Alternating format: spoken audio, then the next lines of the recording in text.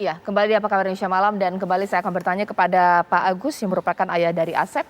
Nah, Pak Agus, lantas bagaimana per hari ini kabar dari putra Anda? Benar bahwa putra Anda saat ini ditahan di lapas campur napi ya Pak ya, bukan di lapas di Polres atau juga Polsek, bukan di penjara Polres atau juga Polsek seperti itu? Iya betul, sekarang di lapas Kota Tasikmalaya. Bagaimana lantas kabarnya Pak? Ya, gimana Mbak? Bagaimana kabar putra Anda? Informasinya seperti apa yang terakhir Anda dapatkan?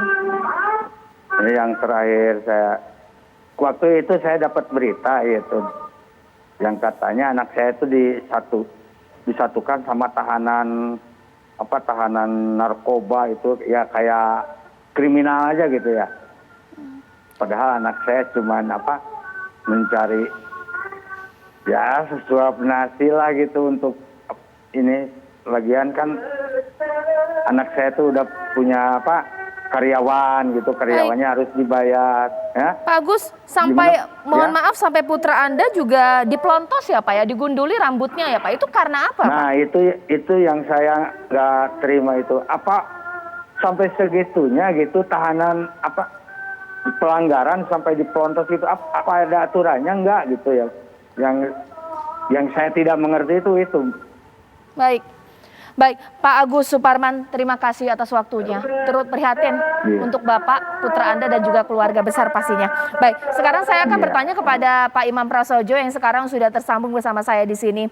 Nah, bagaimana Pak Imam bahwa menjadi dilematis di mana aparat harus menegakkan aturan, tapi kisah Asep ini buat miris. Anak muda yang sudah baik berbisnis di kondisi pandemi seperti ini, tapi ternyata harus ditahan di lapas campur napi, harus dipelontos lagi rambutnya, diperlakukan sebagai kriminal. Seperti apa Pak Imam?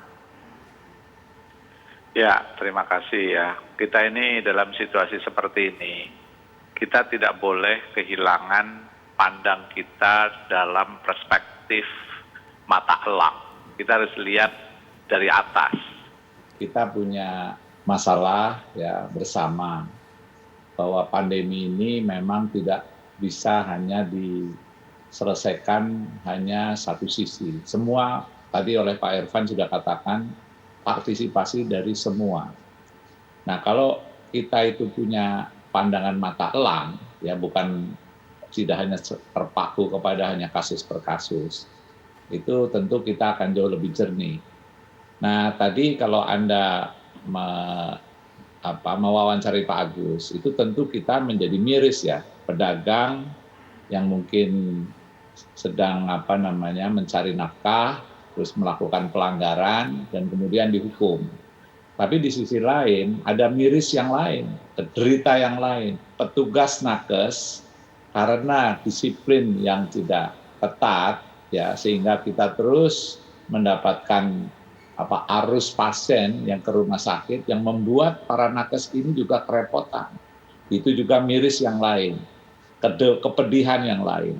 Para petugas ya yang harus menertibkan itu juga bukan berarti mereka suka dan bukan berarti mereka itu tidak takut dalam menghadapi situasi seperti ini. Itu juga miris yang lain.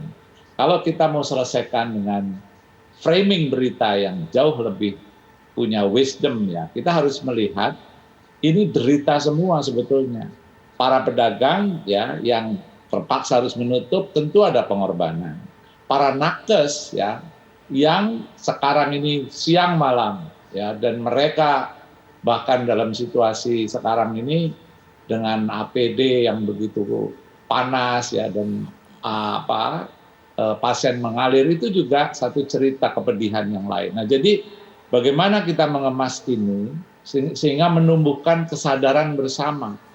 Nah, bahwa sanksi itu oke lah kita lakukan. Mungkin kita bisa mengkritik. Mungkin sanksi yang lebih tepat adalah sanksi yang kontributif. Misalnya, ya siapapun yang melanggar, ya karena ini berarti mencelakakan kita semua, sanksinya kalau bayangan saya yang paling bisa kontributif, ya dilibatkan saja. Misalnya mereka membantu dinas pemakaman, ya yang sekarang sangat repot ya, terus atau supir ambulan atau OB rumah sakit ya yang tentu mereka juga menghadapi situasi yang sulit. Nah, Baik. jadi hukuman-hukuman itu harusnya menurut saya edukatif dan kontributif. Baik, ya sekarang saya ke Dokter Yusuf. Dokter Ya. Yusuf sebagai pakar kesehatan masyarakat, seperti inikah yang dimaui oleh para tenaga medis pastinya bahwa orang-orang seperti Asep ini harus digajar hukuman agar tidak menimbulkan korban baru mereka yang positif? Ya, saya sepaham dengan Mas Imam bahwa kita memang di tenaga kesehatan sangat membutuhkan tenaga bantuan dan juga saat sekarang ini saya bisa kasih data ya, Jawa Barat itu terjadi peningkatan 100%. Wow. Dari 8.000 menjadi 10.000 lebih. Artinya apa? Jika kita tidak siaga dan ulang berulang yang saya katakan, di kafe itu penularan sangat tinggi. Jadi dalam tempo 5 menit itu penularan akan menularkan pada orang lain.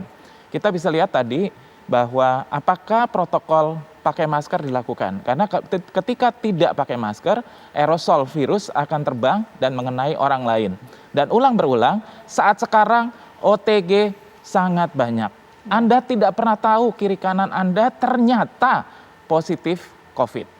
Jadi hati-hati, itu kata kuncinya, Mbak. Baik, nanti sesaat lagi saya akan minta tanggapannya kepada Prof. Muzakir dan juga Mas Irfan bahwa yang menjadi objek sasaran dari petugas Satpol PP memang salah satu adalah masyarakat. Tapi seperti kita ketahui banyak pejabat yang melanggar protokol kesehatan tapi didiamkan begitu saja atau hanya diberikan sanksi kode etik. Apakah ini tidak adil untuk masyarakat?